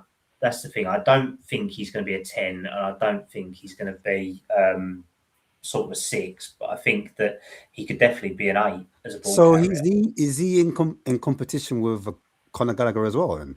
Yep. I reckon so. Bergvall, Sarr, and Archie Gray all in competition with Conor Gallagher. Great punny, mate. Yeah, this is crazy, man.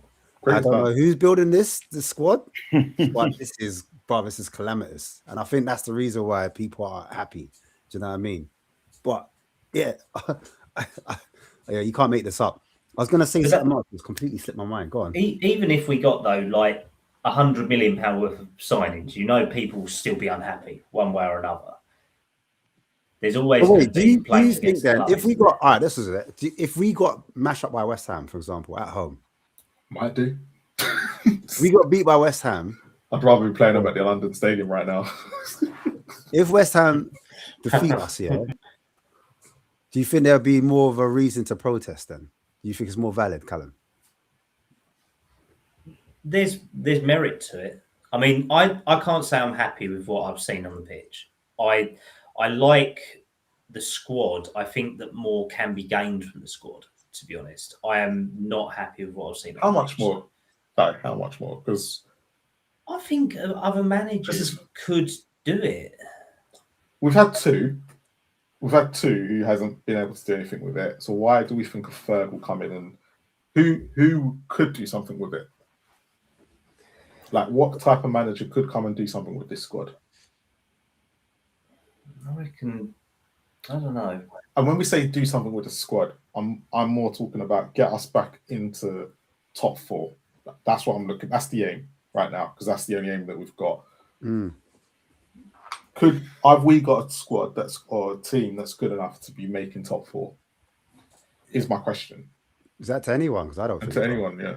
I don't think so. Because like I said, I think the profiles, we don't have a player that can take it from defense to attack. I'm trying to think in my head, who can take it from defenders, from where the defenders are. When I put up on that screen, we had a 3-1-6. And you know how I look at Aston Villa? Aston Villa, Tielemans, he can take off the centre-back or the full-back and he can pass it forward. Do you know what I'm saying? You've got John McGinn, yeah? Not the greatest player, but technically sound. Technique-wise, he can look after the ball. First touch is fine. He can pass it first time as well. How many players on our team can hit the ball first time? Do you understand? Then you've got Buendia, again, another technical player. Morgan Rogers. That's 4 midfielders that could potentially interchange. And Camara came off, who's another quality player. I look at Spurs' players, and all I heard today is engine. Choo choo. That's all I'm hearing, bro. I'm not hearing about this technical player like a Modric, look after. I remember under Harry Redknapp. He's a basic man, he's simple. Give the ball to Bailey, give it to Lennon, let them do the rest. Let him run up that. But you see with Harry now, and wait, hold on. With Harry, his teammate, Harry with his team, he had Modric, he had Pina, he had Kranjčka. Yeah, his tactic was even Luka. I remember the little Croatian trip, like. Do you know what his tactic was? What? Give it to Modric. They said it was actually give it to Modric. The point I'm making is we still had technical players in that team. Do you understand? That can do triangles, little passes. The way I was watching Villa do triangles around us, interchange, move around. I'm thinking, raw. Okay, but just running straight lines. So does this mean that since they've gone down and this was always my problem when they went down the data model route, which they've done, they can go down that route, but it's always dependent on who's reading that data. Because we could all be given the same amount of data at the exact same time, and we could all interpret it differently. It's true. And it could be given the exact same thing. Yeah, it's true, bro. I like bare engines. Who's driving the train, bro? Where's the instructor? Who's the guy in Thomas the Frank Engine? Who's the guy that instructed it all? I can't remember his name. Well, the fat controller. Yeah, the fat controller. Who's the fat controller, bro? I mean, no fat controller. For me, I still think we're lacking sort of that. Because remember, 3 of the biggest players for us last year in the Europa League sort of bout, Solanke, Madison, Kulusevski. Yeah. I think they are good demonstrators. I wouldn't say full leaders, but they are good players who can lead with example on the pitch. And they all had their different parts of play. I mean, I have rolled up some of the people in the chat, so I'm sorry if you don't agree with what I said. It is just personal opinion. It's nothing personal against you guys. Not the truth, bro. Listen, you're not on. It's Spurs Kings, man. Spurs Kings, where everyone loves. We're not clear. But the thing is, as well, is that realistically, we have to be realistic. This year, we're lacking 60 plus goal contributions out of them three, plus Son leaving, and then now Johnson going. Yeah, so the question in that, though, and this is where I probably kind of agree with what people are saying about Frank. If we're not playing through balls and we're not going forward, even if we had those players, remember he didn't want Brendan Johnson was here and he didn't want to play him. Kudos I believe he's got the most assists this year. That's right. Solanke relies on, technically he does rely on balls in the box, which we've played, but we've been overhitting crosses for God knows where. Crosses have been terrible this season. And Oro's lost his edge. Yeah. So would we be any better? Hey, can Spence cross the ball? Like, if he's on the right hand side? No, Spence, but that's never been Spence's game. On the right hand side, because everyone's like, oh, drop Porro, put Spence there. But I'm like, bro, if he's on the right back. He was all right. He's all right at shooting at Forest. At Forest, he could shoot. I remember that. But he couldn't cross. Like, I remember you going through the video, and every cross he brought in, he over here or went somewhere else. To be fair, though, he was all right when playing for Forest as a right winger. Though that's the thing, like as a right wing back, he did well for Steve Cooper's time, but it's only because of the way that he was neglected by Conte for nearly a year and a half. Then Ange neglected him until we got confused and lost Udogie for it. So I mean, I think that this is where we are weak, realistically, in the squad building aspect. Because yes, I love our young players, and I think there is a lot of potential there, but we are missing that sort of leadership or then the more mature angle to it. And I mean, realistically, the Gallagher one is a good one because it's on pitch. He can lead from the front, hopefully. We've got the aspect of Paulinho, but he's very hit and miss with the way that he plays for me. So it's about then other people doing it and saying, I'm going to pass forward, not sideways, backwards and forwards, all that. We do want front footing, don't we? So look at this now. Like we talked about data. Who's doing the data? Progressive passes. Gallagher, Bentancur, Sarr. Gallagher's in the blue. Yeah, I don't know if you lot can see that. Yeah. Progressive passing. He's the worst. He's worse than Bentancur. Back passer. Sarr's ahead of him. It's crazy. Yeah, but do you remember the profile? Do you remember I said this to you when he was at Chelsea and you come out and I said, but he never plays it forward. Yeah, he was a sideways merchant. He's a side man. I openly admit 2-3 years ago I didn't want him, but now, desperate as of today, I want him in this team because I know what he's going to bring. A warm body. Look at that. Someone that's actually alive. That's a positive. Look, so passing successful. That's what we need because a lot of our passes. Look where we are there. Gallagher, he can pass the ball, but progressive passings per night. Is that Curtis Jones in the top right-hand corner? Yeah, I mean, he was dog wank a couple of years ago. What the hell's happened to him? Nah, if you know about Curtis Jones, even against us, I've seen him pass the ball we need to get him in, bro. Curtis Jones technically, he's all right, bro. What are we doing here? Yeah, he's all right. But look, Gallagher's there. Progressive passes, he's not a progressive passer. Just letting everyone know. I know we're excited about the signing, but I'm just saying. I remember when he was at Palace and he was number 10 has. I remember that. Vieira had him playing ball though. But again, progressive passing, he weren't doing that. He was doing wicked shots, top bins, like I said, box crashing. He can finish. Don't get me wrong. He's a finisher. But a passer between the lines, a Maddison, he is not. He is not. I'm telling you that for free. But yeah, man. Let's get back on the screen. Yeah, but we knew that already though. It's not that just making sure everyone. But it's the case of I suppose everyone's looking at it going, our midfield is crap, and he's better than what we've got. Does anyone think like he's our future captain? No, nowhere near. Nowhere near. Oh, you're on. You think Romero will keep that? No, I'd happily take it off of him as well. To be honest. I think that realistically, because you just said about leaders, who are the leaders in our dressing room at the moment without no Kulu and no Maddison? No, that's a luxury that we don't have a lot of, is it?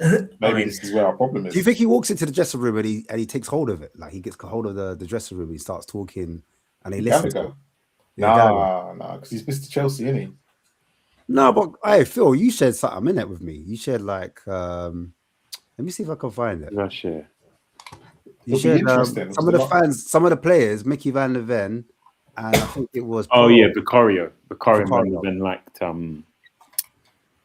Fabrizio Romano's. Oh, that's the Here We Go. Yeah. So they're quite. It seems they're somewhat excited about it, which is interesting because they're the leaders. They're part of the leadership group. Yeah, I mean, so, it's always concerning when we've got Romero, Van der Ven, Ben Davis, and Maddison, and then Vicario as our leadership group. I mean, we've got flappy hands, someone who can't stay fit, someone who the club have been trying to move on for 12 months maximum, someone who they've probably just signed up to a new contract to keep him there, and then Van der Ven, who is probably our only one who maybe I'll consider giving it to. Yeah. It doesn't bode well, does it? He might work quite hard to get us on side. I imagine. I imagine that he might try and be like a bit of a. Well, because of his history. Yeah, I think so. Like, I don't think we care that much, if I'm honest, anymore. But I do think there's gonna a bit like I don't know. I feel like he might go maybe a bit above and beyond just to make sure that. I'm hoping. Yeah. I'm hoping that just looking at the whole thing. I'm hoping he has the same impact that Kieran Trippier had on Newcastle, where he went off to Spain, was great in the first year, then he kind of fell out of favour with Simeone, but was still able to bring that back. Why did he fall out of Simeone? Trippier. Go back to Gallagher. Yeah. Like, why do you think he never worked for him? That's a question only Simeone could ask. Yeah, because I mean, he played a lot. Well, he done really well last year. He was one of their standout players. But all of a sudden, I think Simeone likes to recycle his squad quite quickly. He changes profiles quite quickly, to be fair, on certain positions. Yeah. Oh, what would you not think about Oscar Bob thing as well? What about him? I like him. No, I mean, as a player, would you be happy if he's injury free? Okay, so let's talk about the injuries. The injuries he got, he suffered a broken leg. And he was out for 200 days. Like, what can you do? You break a leg, it's mad, innit? Like, and then his next injury was like a fitness one. He was out for 30 days, and then his last injury, which was this season, was a hamstring one, which has kept him out until now. This has got Spurs' medical department frothing at the mouth. I mean, literally. But what I'm saying is, like, is it a massive concern that he's had 3 injuries? Like, one was major, like broken leg, but the other 2 aren't like major injuries.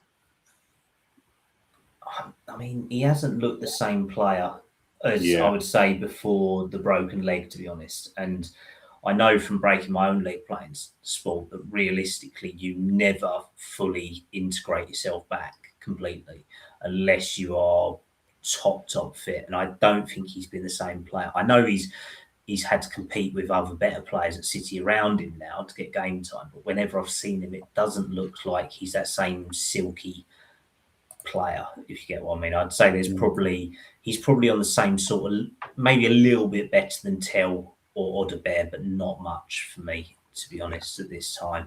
Oh, that much? Okay, you don't think it's that much of an improvement? I think there's a risk to it, to be honest, mate. And realistically, I mean, apparently he's meant to be off to Germany anyway, ain't he? Dortmund are looking at him or something like that, I believe. Yeah. Maybe he could do better out there compared to here. Yeah. What do you reckon, Phil? Would you take Bob or no? You'd stay away? To be honest, I would just because I can't.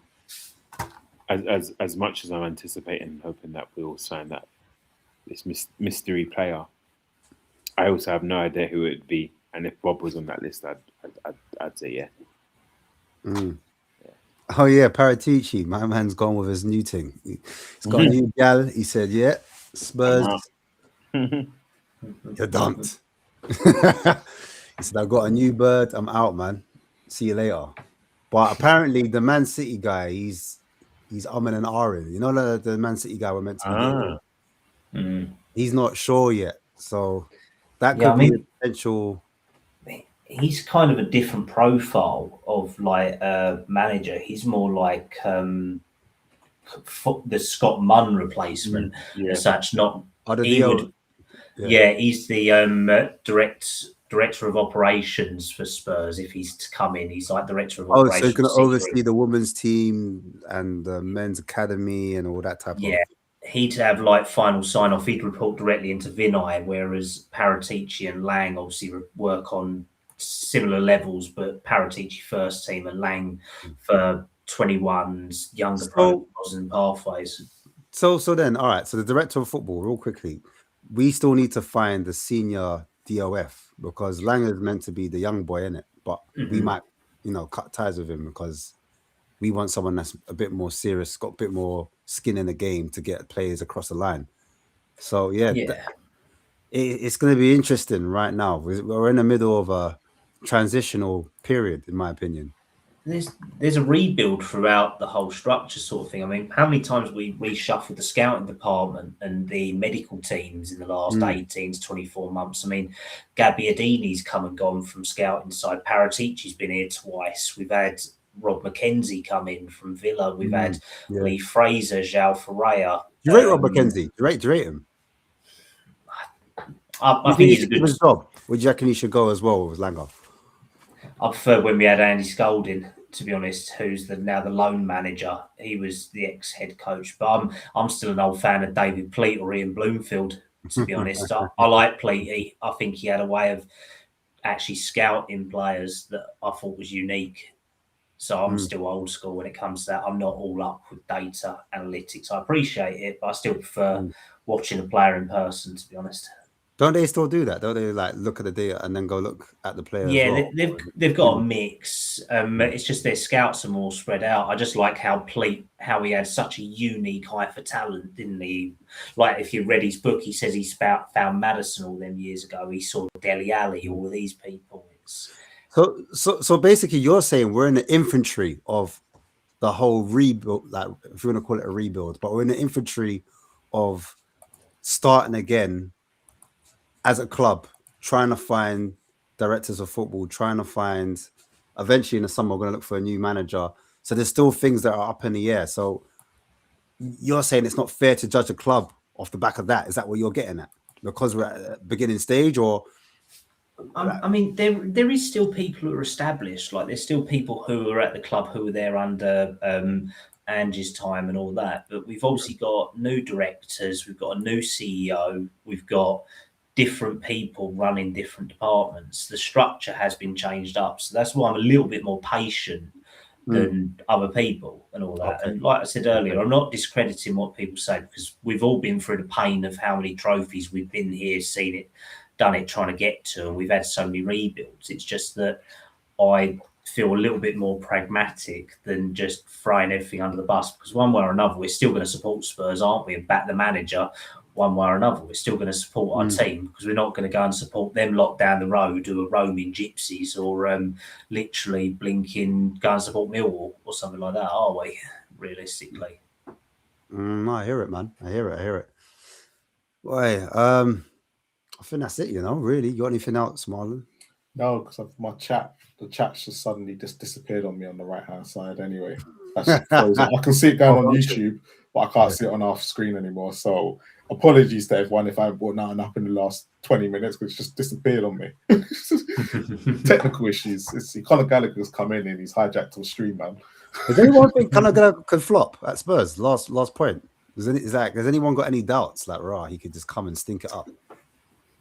This is Tottenham, by the way, guys. I think it's the same for any player, isn't it? I guess we all had high hopes for Moani, didn't we, this summer? And that hasn't really. Yeah, does anyone think he could become a Moani? No, we've actually bought him though. I think that's the difference between Moani and Gallagher. We've actually bought his player. I think he'll do all right. 5.5. Is it 5.5 years? 5.5 years contract. It's a big contract, man. Massive.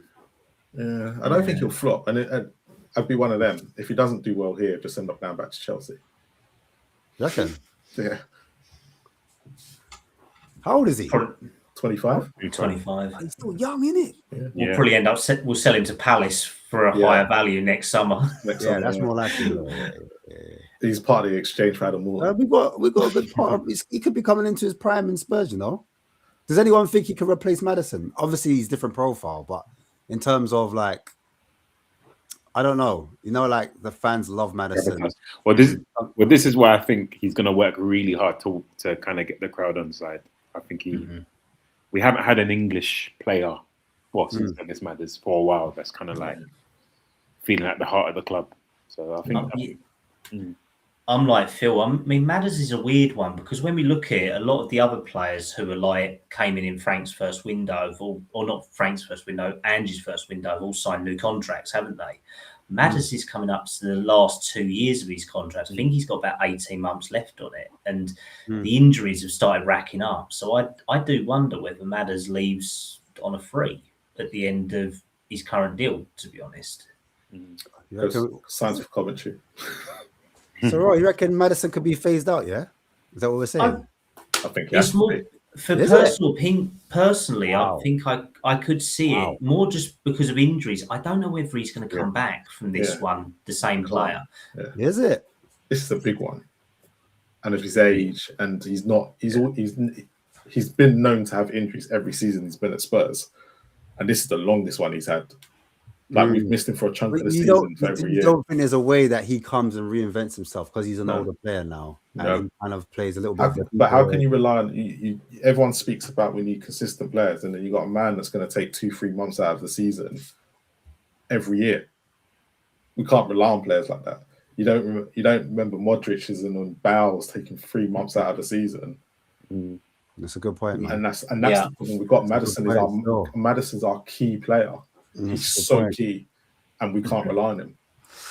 I mean, even with Dragusin, he's got obviously a similar injury to Maddison, but he's come back 9 months on. But at least he's younger. Maddison. Oh, are we selling him as well, Dragusin? Are we getting rid of him? There's been inquiries apparently and all that. Apparently, he wants out. Yeah, I can say. I think his agent wants him out because that bastard tries to sell him every second of every day, don't he? So, but he's not getting any minutes. So I've heard he wants out, but Spurs don't want to sell him. Yeah.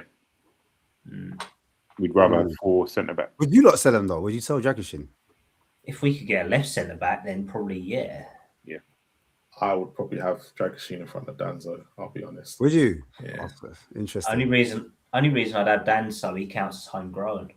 Yeah, that's the only reason. But I don't rate Danzo as much as I rate Dragusin. Is it? I mean, if we could get a left centre back, I'd probably consider selling him. But then I still think there's plenty of other players coming through: Byfield, Phillips, Vuskovic, who are going to need game time. So we'll probably have to shift 1 or 2 of these soon as well.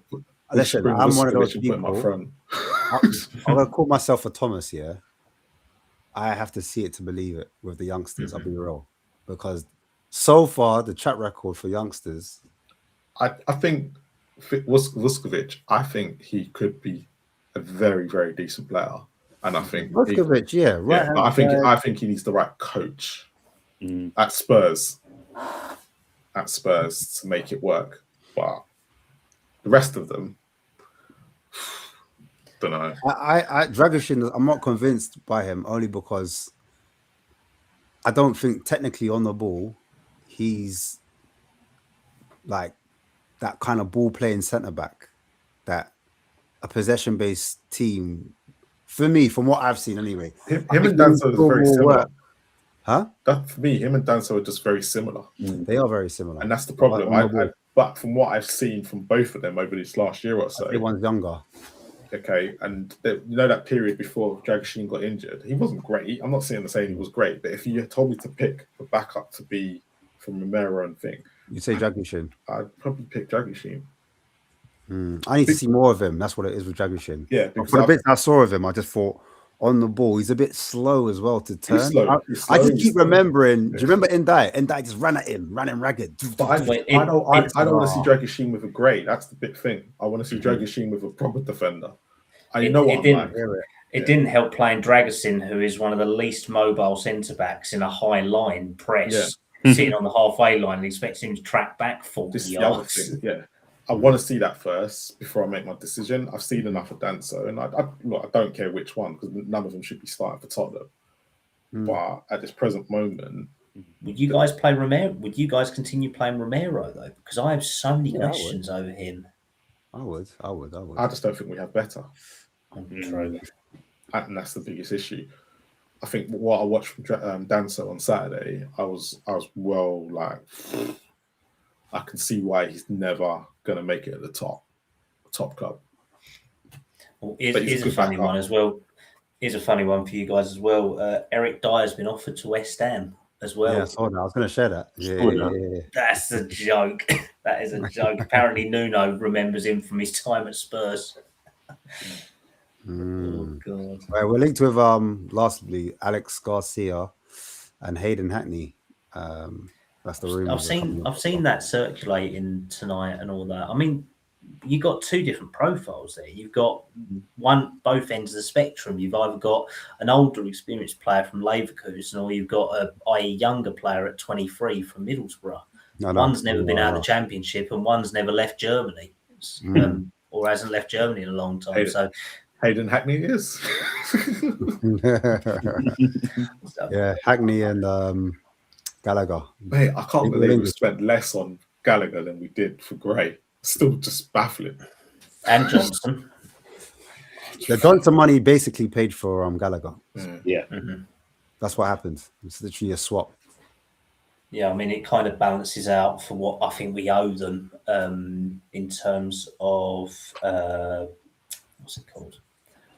Like what we owe to Nottingham Forest as outstanding payments for it. So it's kind of like a balance up with the books. And it's positive PSR as well, even though PSR has been proven to count for sweet FA, as we know. Talk about that. PSR. Don't believe his baby. Oh, PSR hype. Oh, jeez. I forgot there's other smart people in the room when he tries to bring that in. Oh yeah, see, you got lawyers. Idiot. Well, I say he's an idiot. No, he's a smart man, but when it came to football, jeez, had its limits, didn't it? Yeah. On that note, thanks for coming on, guys. Phil, let people know where they can find you. Yes, I'm always on Twitter. Always scrolling through looking for transfer news. But Philip Jon Morris on Twitter, you'll find me there. Big up, man. Project Spurs, talk to me. Yeah, so you can find me and Gary at Project Spurs. You can also find me on X, Callum Stubbs 97 as well. Seems to be doing a lot of stuff on there. Spurs diehards as well. We're working alongside collabing with them. We've got a show tomorrow night, I think 7 o'clock as well. So hopefully should have some updates on the transfers as well going on tomorrow. Hopefully, Conor Gallagher's not come to Villa by then. Could you imagine? Hey, you've been burnt, Marlon. Mine's been burnt. Well, luckily the medical's all booked for him. So unless it's going to be another one where Villa pay for his taxi up to the Midlands, it'll be another William. Mate, I heard all this before Gibbs White. I don't trust it now. To officially, you're having the shirt open, like hanging. Oh God, yeah. That's it now. How come you could see the what? You can see the chat. Liberties. The chat gone for me. Bogart of Spurs. I was going to say I've had the chat open all night. Don't know what you've been doing. Mine's frozen. On that note, but yeah, Ash has been able to see it. Thanks, Ash. Just realised. Big up to the chat, man.